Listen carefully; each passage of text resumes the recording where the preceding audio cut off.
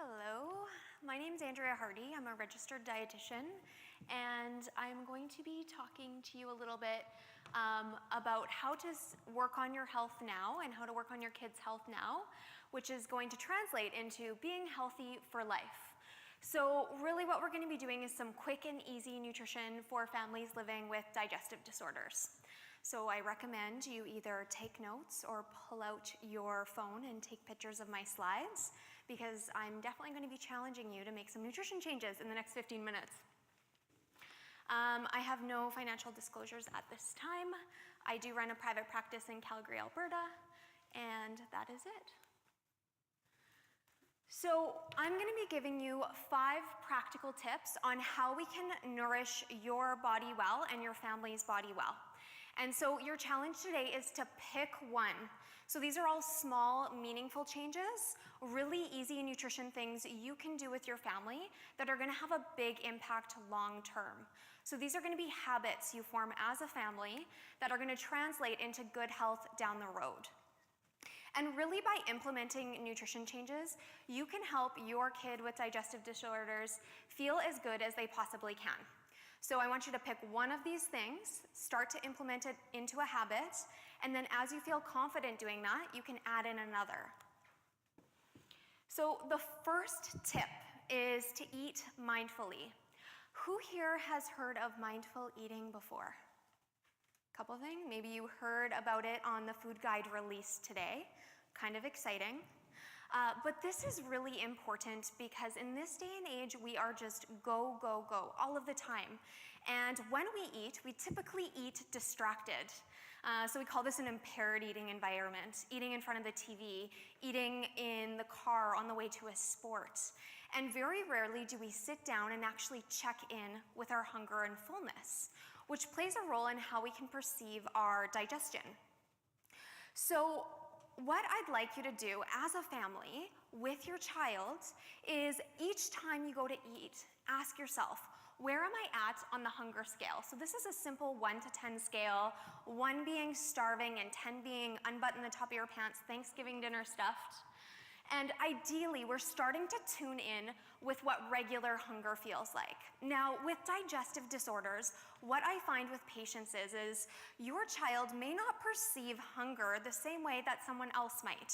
So jotting down what a 1 feels like in your body and being attuned to, my husband jokes, for me, a 1 is, I get really angry, and he's like, Andrea, you should probably eat something. And I'm like, don't tell me what to do.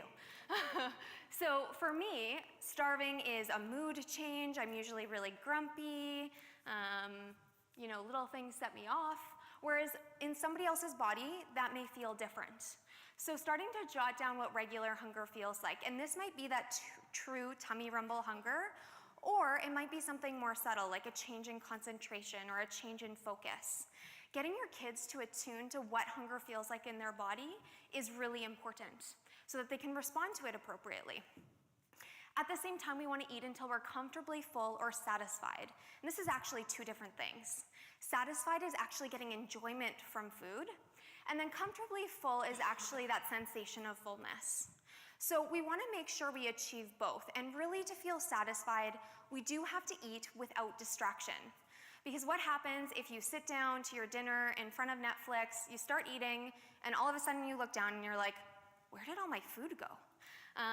It's really hard to feel satisfied with food if we don't actually taste it and experience it.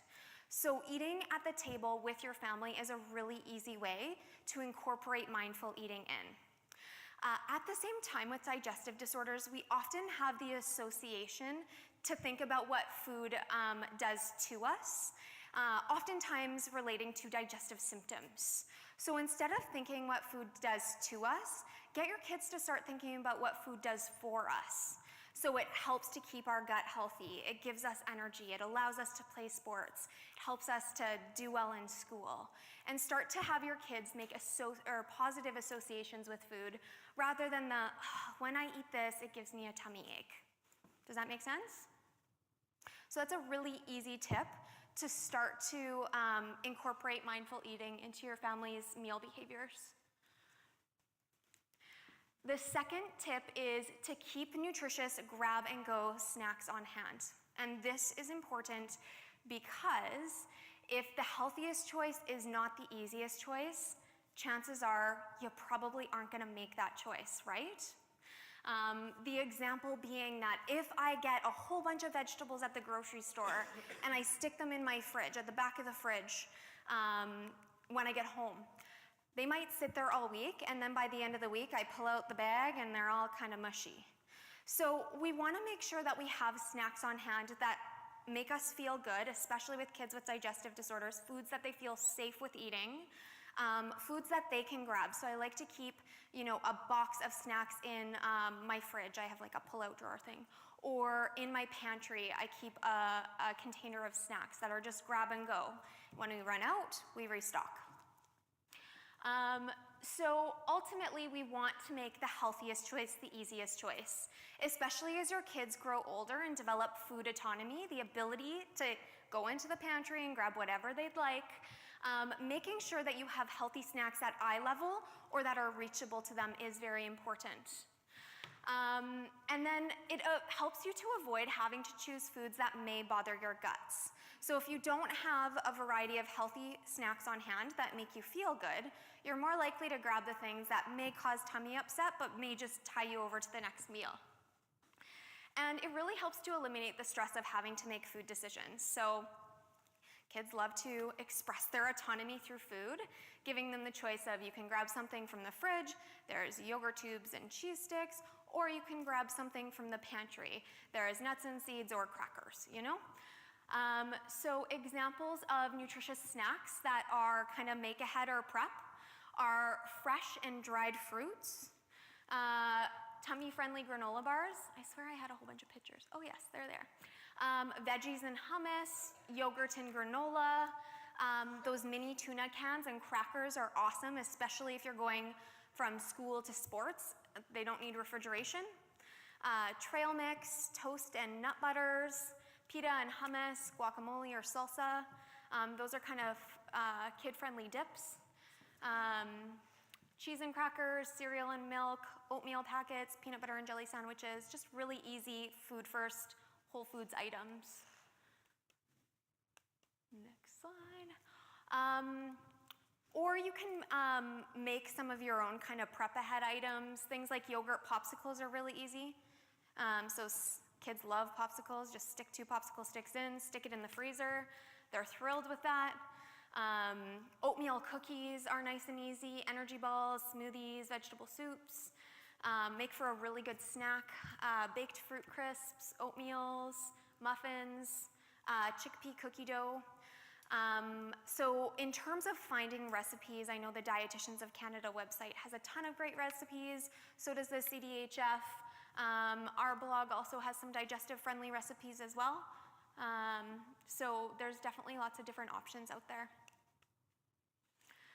The third tip is to make family meals stress-free with a master meal list. So what a master meal list is basically a list of different things that you can prep quick and easy on a weeknight, that your family likes, that are kind of in your recipe repertoire, that don't take a lot of think.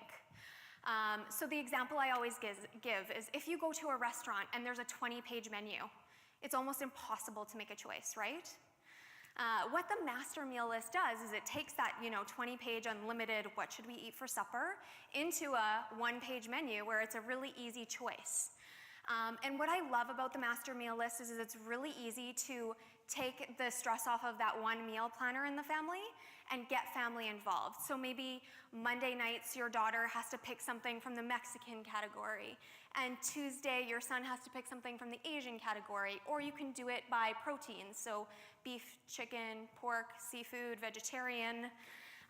So making a master meal list really takes a think out of meal planning. Take 15 minutes with your family, jot down recipes in each category, and next time you go to meal plan, it will save you a lot of sanity. We do have some really great resources on a website called getmealprepped.com. There's like a meal planning checklist that I know is available and very awesome. So ultimately, in terms of meal planning, who here meal plans? Who here then makes a grocery list based off of their meal plan, or do they just kind of walk through the grocery store and kind of say, oh, this looks good? So on average, at least in Calgary, Calgarians spend 120 minutes a week grocery shopping, and I believe it was about 4 hours meal prep and planning. And ultimately, I love cooking, but I don't want to be cooking every night, and on a weeknight, I don't want to spend more than 15 minutes doing work in the kitchen. So with that master meal list, you can kind of pick and choose things that are quick and easy, you know your family will like, and they don't have to be complex. At the end of the day, we're going to be talking a bit about a balanced plate, but we just want to get in, some veggies and fruit, some whole grains, and some source of protein. So from your master meal list, you pick your different meals for the week, build your grocery list. A little tip would be to plan your list based on how your grocery store is laid out. Otherwise, you end up walking from one side to the other side as you forget things. And you will definitely fall under that 120 minutes a week on average of grocery shopping. Tip 4 is to aim for balance. Who here has seen the new food guide today that just got released? Ooh, a lot of you, awesome. So I don't have a picture of it because it just got released this morning on my way here, but this is very similar to the concept. So basically, when we think of finding balance with our meals, what we want to do is try to get in half the plate fruit and veg, a quarter of the plate whole grains, and a quarter of the plate healthy proteins. So getting your kids involved in picking what is going to be half your plate veg, what is going to be the quarter of the plate whole grains tonight, what protein should we make, is a really great way to get them engaged, and just make sure they're getting a good variety in their diet, a good balance, things that are going to make them full and things that are going to make them feel good. For meals, we've gotten rid of the food groups now, so 3 out of the 4 food groups, or balance like this. Or for snacks, we want to choose 2 of the food groups. So for snacks, I like to balance some carbohydrates, so that's our grain products, can also count as milk products, and then some protein. So those are our meat and alternates and milk and alternates, as we called them yesterday, but not today. Tip 5 is actually not a nutrition tip. However, I think it ties very much into nutrition, and so this is to practice kindness. And this isn't kindness to another person, it's actually teaching our kids to practice kindness with themselves.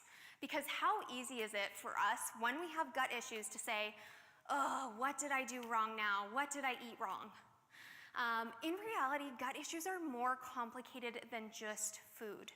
And so what we want to teach our kids is to have that positive relationship with food where we understand how food makes us feel, but not consistently always be blaming food.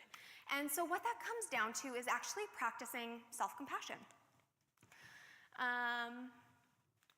So there's multiple ways in which we can cultivate kindness in our families and kindness to ourselves when we're struggling with digestive disorders.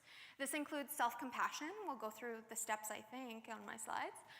Gratitude, one of my favorite things to do, since you guys are all going to be having family meals now, is go around the table every night and say one thing you're grateful for. And this helps to kind of reframe an outlook, especially if your patient or if your child is struggling with digestive disorders, to kind of think about the positives as well.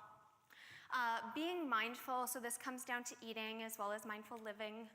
And then working with a therapist on coping strategies. So accessing a psychologist, if you have access to in your clinic or through extended benefits, is a really great way to help your child build tools so that they become resilient in coping with their digestive disorder. The bottom line is chronic diseases are frustrating, and many times we feel awesome and then we have setbacks. So learning how to cope positively and build that resilience can lead to better quality of life. Oh, I don't have my self-compassion stuff here, but if you want to learn how to teach your kids self-compassion, selfcompassion.org has a great resource. It really comes down to acknowledge how we're feeling, so name it to tame it. I'm really struggling with feeling frustrated or upset or sick. Recognizing that it's okay to feel this way, because the assumption is, especially with all the social media out there, that we should all feel awesome all the time. That's not the human experience. Sometimes we feel crappy too. Acknowledging that it's part of being human, and then reminding ourselves to be kind. So can I be patient with myself? Can I be kind with myself? And they have some great resources to work with kids on that. So as a summary, nutrition plays a huge role, not only in our health now, but our health in the future. And we want to teach our kids with digestive disorders, or all of our kids, to build healthy habits. I hope you guys all pick one nutrition tip to start with, and then make it a priority in your household. So practice that tip. And when it becomes habit, add in another. I find if you do everything at once, it's really easy to feel like you fall off the wagon and then have to get back on, so to speak. So if you want more information, we at Ignite Nutrition primarily focus on functional gut disorders. We have lots of recipes and blogs. We are adult focused, but we have lots of tips. And you can find us on Facebook at Ignite Nutrition Inc., or you can find me at Andrea Hardy RD on Instagram and Twitter. The end.